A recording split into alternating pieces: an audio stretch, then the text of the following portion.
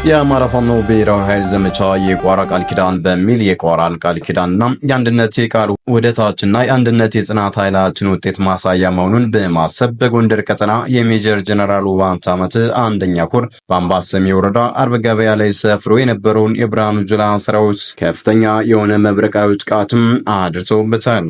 በአምባሰሜ ወረዳ አርብ ገበያ ከተማ ውስጥ መሽጎ የነበረውን ጠላት ከሌሊቱ 11 ሰዓት ላይ ከጉና ክፍለ ጦር አንበሳው ኦስቴዲንሳ ብርጌድ ከአርበኛ ገብረ መስቀል ብርጌድ ቻቦር ሻለቃም ከመቀለል አምባ ብርጌድ ገብርዬ ሻለቃ ከፋሲል ክፍለ ጦር ቴዎድሮስ ብርጌድና ጣና ገላውዲዮስ ክፍለ ጦር ከሜጀር ጀነራል ውባንተ ዓመት ተወርዋሪ ክፍለ ጦር በጋራ በመሆን እስከ ረፋዱ 4 ሰዓት ድረስ ሲደቁሱትና ሲያሹት አርፍተው አርብ ገበያን በወገን ኃይል ቁጥጥር ስር ማድረግም ተችሏል።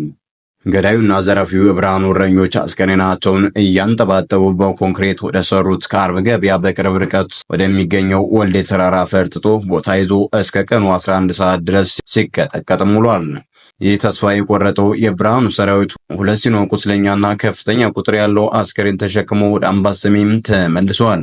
በተጨማሪም በፋርጣ ወረዳ ማህደረ ማርያም ከሚባል የቀበሌ ከተማ ላይ ሰፍሮ የነበረው ሚኒሻና አድማ ብተና የገብረ መስቀል ብርጌድ ጣይቱ ሻለቃ ዙሪያውን በማፈን አሳሩን ሲያሳዩትም ውለው ማህደረ ማርያምን በቁጥጥር ስርም አድርገውታል። በአውደ ውጊያውም የተሰዉ 5ና ቁስለኛ ከ10 በላይ መሆኑም ታውቋል። ይህ የጥምረት ኃይል ሲመራ የነበረው በጉኖ መብረቅ በአርበኛ ቢራራ ደምሲ የሜጀር ጀነራል ውባንተ ዓመት አንደኛ ኮር ዘመቻ መምሪያ በወጣቱ ብላቴና በሩቁ ሐሳቢው በአርበኛ አመኑ ዓለም አንተ የሜጀር ጀነራል ውባንተ ዓመት አንደኛ ኮር ሰብሳቢና በአርበኛ በላይነህ ዳኘው የሜጀር ጀነራል ውባንተ ዓመት አንደኛ ኮር ወታደራዊ አዛዥ አማካኝነትም ነው። በነበረው ግዳጅ ጠላት አካላዊ ሞራላዊና ከፍተኛ የሆነ ቁሳዊ ኪሳራም ደርሶበታል።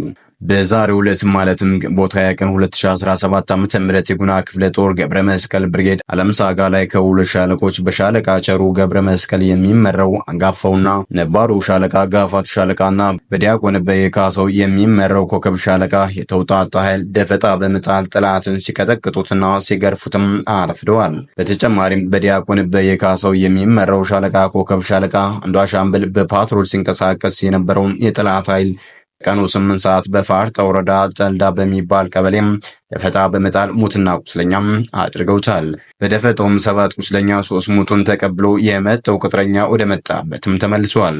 በዚህ የተናደደውና ሽንፈቱን ሁሌም በንጹሃን ላይ የበቀል እርምጃውን የሚወስደው ባህሉና ችሎታው የሆነው ቅጥረኛው ሲመለስ እናንተ ናችሁ ያስመታችሁን በማለት 5 ንጹሃን ፋርጣ ወረዳም ወስደውም አስረዋል።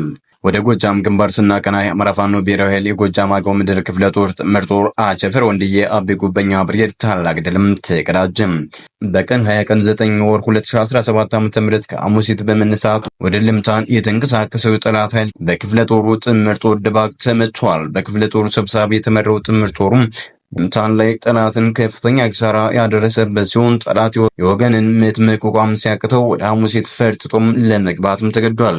ጥምር ጦሩ በጠላት ላይ ከፍተኛ ኪሳራም ያደረሰ ሲሆን ሁለት የጠላት ኃይል ወዲያውኑ ሲያሸልቡ ብዛት ያለው የጠላት ኃይልም ቁስለኛም ሆኗል። ከዚህ በተጨማሪም አጥቦይ ለብሴ ሚኒሻ እግሬ አውጪኝ ብሎ የፈረጠጠ ሲሆን ብዛት ያለው አጥቦይ ለብሴ ሚኒሻም በትንትን ሞቷል። በወሎዋ ጊራና ከተማ በተደረገው ውጊያ የሚኒሻ አባላቱን ጨምሮ በርካታ ያገዛዙ ወታደሮች ተደመሰሱ። የአማራ ፋኖ በወሎ ቤተ አማራ ምስራቅ አማራ ኮር 1ና ኮር 2 አሃዶች ባለሸረጡና ታጠቅ የሰሜን ወሎዋ ጊራና ከተማ በመግባት የዙፋን ጠባቂውን ሰራዊት ወዳደር ሚኒሻ ሞትና ቁስለኛ በማድረግም ታላቅ ድልም ተጎናጽፈዋል። በቀጠለው የሁልና ተጋድሎ ዛሬ ግንቦት 20 ቀን 2017 ዓ.ም ባለሸረጡና ታጠቅ ክፍለ ጦሮች ጊራና ከተማ በመግባት የዙፋን ጠባቂውን ሰራዊት መሽጎበት ከነበረው ምሽግ በመግባት በርካታ የእጅ ቦምቦችን በመጠቀም ሞትና ቁስለኛ በማድረግ በጠላት ላይ ከፍተኛ የሆነ ጉዳትና ኪሳራም ማድረስም ተችሏል።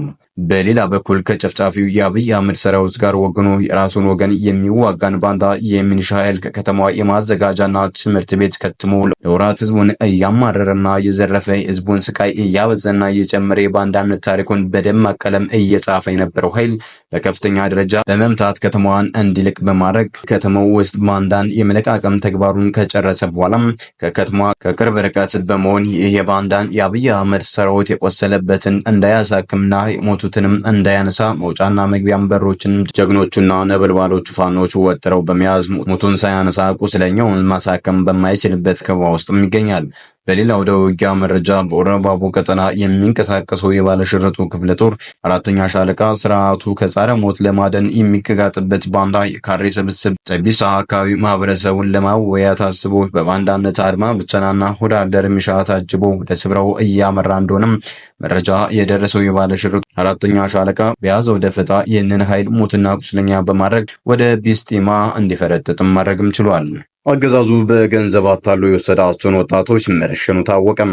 በፋኖ የተለያዩ አደረጃጆች ስር የተጠረነፉ ወጣቶችን በገንዘብ እያማለለ ከወሰደ በኋላ እንደሚረሽኑ ከድርጊቱ አምልጠው የወጡ ወጣቶችም ተናገሩ።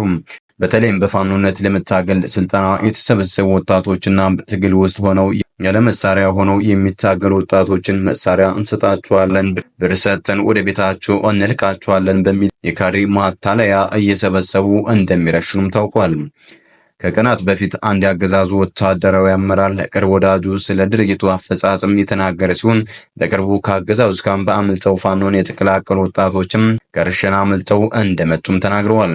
በቅርቡ በማታለያ ተይዘው የነበሩ 13 ወጣቶችም ቃል የተገባላቸውን 94 ሺህ ብር ከተቀበሉ በኋላ ገንዘቡን ለቤተሰቦቻችሁ እንዳትልኩ ወደ ባንክ እንወስዳቸዋለን በማለት በፓትሮል ወዳልታወቀ ስፍራ ወስደው 11ዱንም እንደረሸኗቸውና ቀሪ ሁለቱን በተአምር ተርፈው ፋኖን እንደተቀላቀሉ ወታደራዊ ምንጮቻችንም አረጋግጠዋል።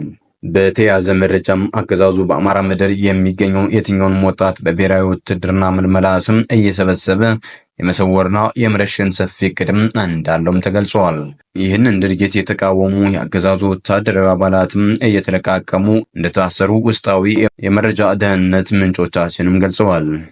ምስራቅ አማራ ኮር 2 ካላኮርማ ክፍለ ጦር ተጠናክሮ በቀጠለው ተጋድሎ የጠላት እቅድ በማፍረስና በማደናቀፍ ድልም አስመዘገቡ። ምስራቅ አማራ ኮር 2 ካላኮርማ ክፍለ ጦር አጠናክረው በቀጠሉት ተጋድሎ ባላፍቶ ወረዳ ከበቅሎ ማነቂያ እስከ 32 ቅርጣና ጨራራምባ ከማለዳው ጀምሮ ከነበረው ተጋድሎ በተጨማሪም ጠላት በርካታ ምልምል ሰራዊቱ የተመታበት መሆኑን ተከትሎ 12ኛ ክፍለ ጦሩን አመሻሹን 11 ሰዓት ጀምሮ በመቀየር ውጤቱን ሊቀለብስ ቢሞክርም ካላኮርማ ክፍለ ጦር በአርበኛ ዘውዱ ዳርጌ የተመሩ ብርቱ ፊልሚያ በማካሄድ ጠላት በርካታ ሙትና ቁስለኛውን ታቅፎ ወደ መጣበትም እንዲመለስም አድርገውታል። ባለፉት 5 ቀናት ውስጥ ለሶስት ተከታታይ ቀናት ተቀለው እያደረጉ ያሉት ምስራቅ አማራ ኮር 2 ካላኮርማ ክፍለ ጦር የጠላትን እቅድ ከማፈራረስና ከማደናቀፍ ባሻገር ሰብአዊና ቁሳዊ ኪሳራን በማድረስ ብሎም ይዞታቸውን በማስጠበቅ ታላቅ ድልም አስመዝግበዋል። ሰላም ጤና ይስጥልን። የተወደዳችሁና የተከበራችሁ የሚዲያችን ቤተሰቦች ለሰዓቱ የነበሩን መረጃዎች እነዚህን ይመስሉ ነበር። በሌላ መረጃዎች እስከምንገናኝ በያላችሁበት ሰላም ቆዩልን።